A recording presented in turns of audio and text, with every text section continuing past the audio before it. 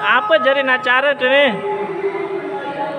Assalamualaikum warahmatullahi wabarakatuh. Dari acara dalam rangka halal bihalal ini dipandu oleh Bapak Al Mukarram Tuan Guru Haji Supardan. Jadi acara niki sekaligus pengajian niki nggih sampai sehingga salat asar niki nggih.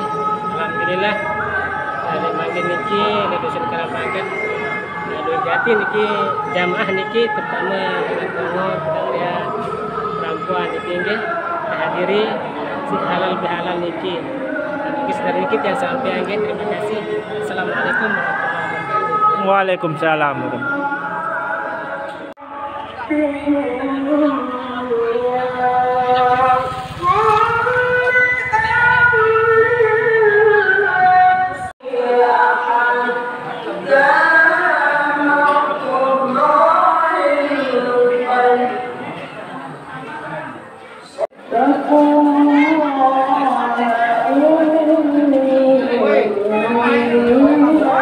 Wow, nih hidup.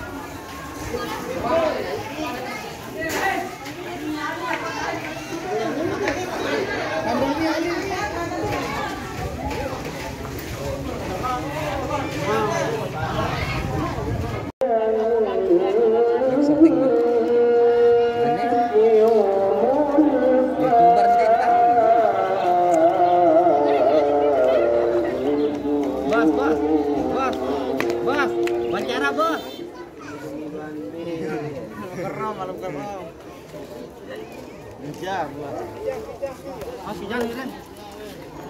Yang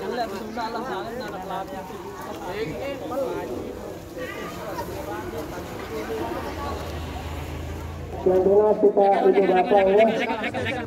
Langsung nih dengan Niki. Ada waktu Niki ya. Darah sekarang. Langsung lah. Center. Apa bisa?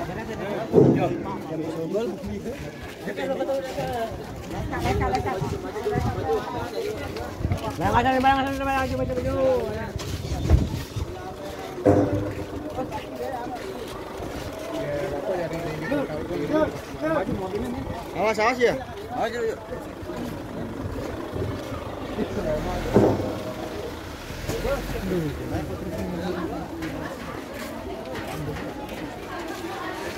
Lewat dulu. Udah lewat Pak Nurisin.